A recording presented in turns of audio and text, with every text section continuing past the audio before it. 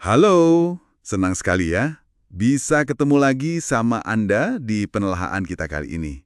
Kita punya materi menarik nih dari Anda semua yang ngebahas soal potensi karunia Roh Kudus, sesuatu yang mungkin ya belum sepenuhnya kita sadari atau pakai gitu ya.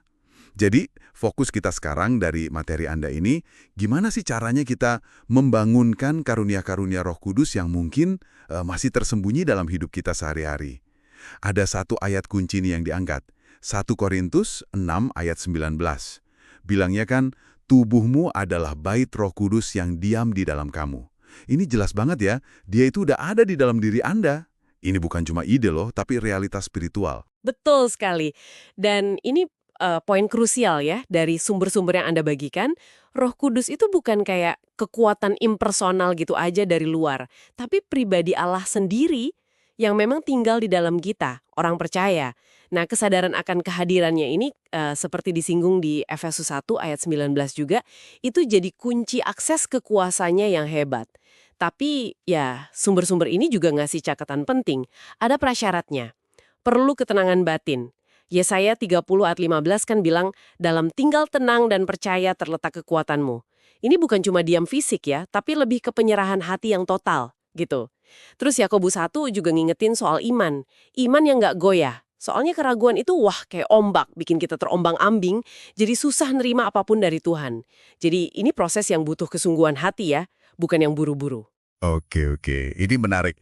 Kalau Roh Kudus udah ada di dalam kita, kayak kata 1 Korintus tadi, dan kuasanya juga udah tersedia, berarti sumber-sumber Anda ini kayaknya mau bilang kalau karunia ini nggak otomatis nongol gitu aja ya. Seringnya malah tertidur atau ya tersembunyi gitu. Nah, menurut materi ini, apa sih jebatannya? Buat mengaktifkan ini kan bukan cuma soal misalnya rajin ke gereja atau ritual aja kan? Tepat sekali. Sumber Anda itu menguraikan beberapa langkah praktis nih. Dan yang paling dasar itu ya membangun hubungan pribadi yang intim dengan Tuhan. Ini ditekankan banget bukan sebagai rutinitas, tapi koneksi yang hidup.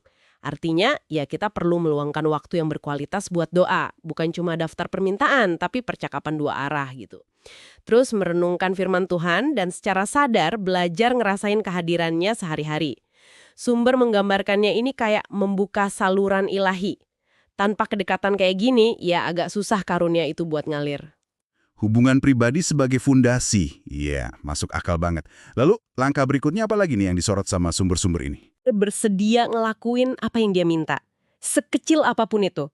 Dan konsisten. Sumber Anda nyebutin ini mungkin perlu semacam latihan rohani, kayak ya melatih kepekaan kita buat dengar suara Tuhan, atau berani melangkah dalam iman walau ada risiko. Ketaatan ini kayak ngebuka pintu lebih lebar lagi buat pekerjaan Roh Kudus. Nah, ini soal ketaatan total. Kedengarannya kan ideal ya, tapi mungkin prakteknya nggak gampang. Apa sumber-sumber ini ada nyinggung tantangan umumnya gitu atau mungkin tips buat melatih ketersediaan penuh ini? Menyiratkan kalau proses ini butuh kesabaran ya, ketekunan juga, ketaatan itu kan kayak otot rohani ya, perlu dilatih terus. Bisa dimulai dari hal kecil dulu, bangun kebiasaan buat merespon pimpinan Tuhan. Terus langkah ketiga yang juga krusial banget itu komunitas rohani. Ini bisa gereja, bisa kelompok sel, atau komunitas pelayanan lainnya. Disinilah menurut sumber Anda, karunia itu bisa diidentifikasi, diasah lagi. Terus dipakai dalam lingkungan yang aman, dan kita bisa saling nguatin belajar dari pengalaman orang lain juga. Jadi karunia itu tumbuhnya dalam kebersamaan. Oke, jadi ada 3 ya. Hubungan pribadi, ketaatan yang aktif, sama dukungan komunitas.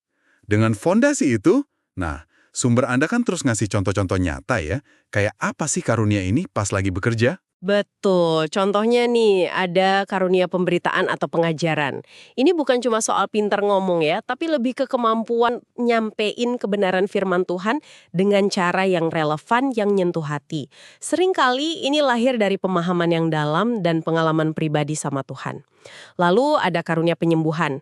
Sumber Anda ngejelasin ini sebagai manifestasi iman, di mana Yesus menyembuhkan lewat kita. Bisa lewat doa, bisa juga penumpahan tangan. Ada lagi karunia penyingkapan atau membedakan roh.